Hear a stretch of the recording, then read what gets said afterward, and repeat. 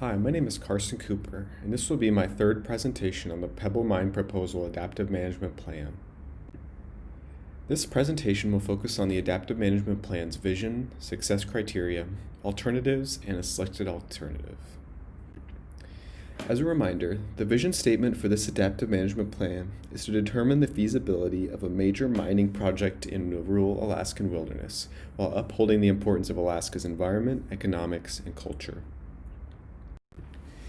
There are three primary success criteria that we will use to gauge the viability of each of the alternatives.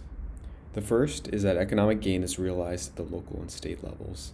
This will be primarily gauged the increase in tax income, tax revenue through the creation of the mine, and infrastructure built for local communities. The second success criteria is that the quality of Bristol Bay watershed is preserved. Bristol Bay produces 51% of all sockeye salmon on Earth, so it is critical that the water quality is maintained. If the water quality decreases, downstream effects to the local economy is likely to occur, as commercial fishing is also impacted.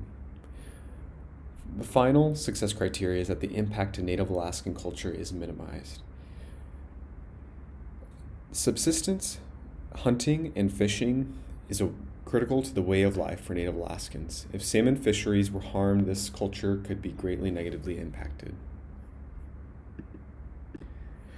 The first alternative that we'll discuss is to allow the construction of the mine to occur and all necessary infrastructure as well, with minimal input from the state and local governments. Economic gain would certainly be realized at the local and state levels.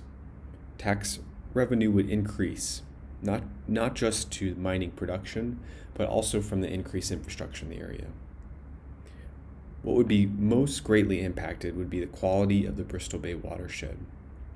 A Bristol Bay watershed assessment was done in 2014 and found that the mine proposal's footprint would destroy up to 87 miles of streams and 2,500 acres of wetlands. Overall, the mine proposed would be 13 square miles. Finally, the impact to the Native Alaskan culture would certainly be great.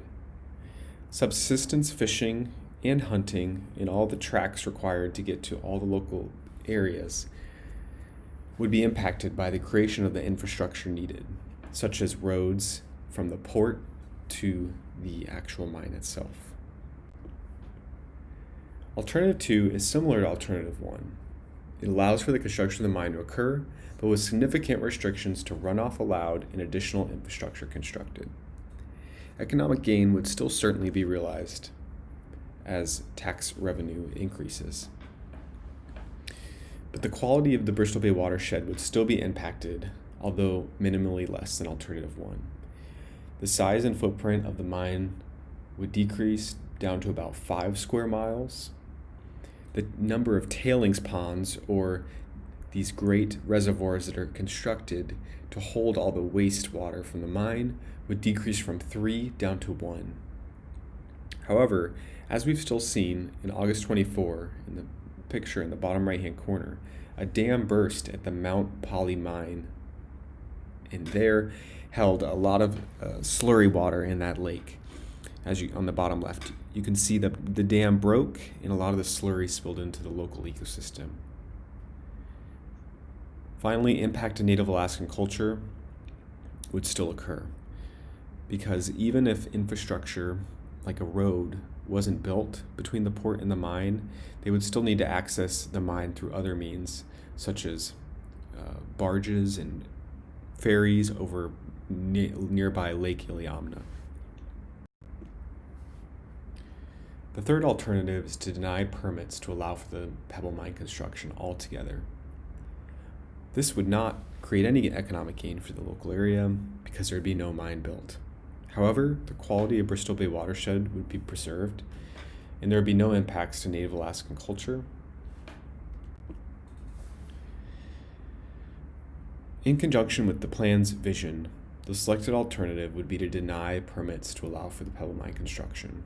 This would be the only way to make sure that the Bristol Bay watershed's water quality is preserved, along with Native Alaskan culture. Essentially, the potential economic gain that the mine would create is not worth the likely environmental impacts associated with the project. This is something that all the local stakeholders agree with, including the local government, local tribal leaders, and even commercial fishermen. Obviously, this will be gone in depth more in the final project. In conclusion, we went over the vision, success criteria, alternatives, and selected alternative. If you have any questions, here are some references, and I'll see you in the next presentation.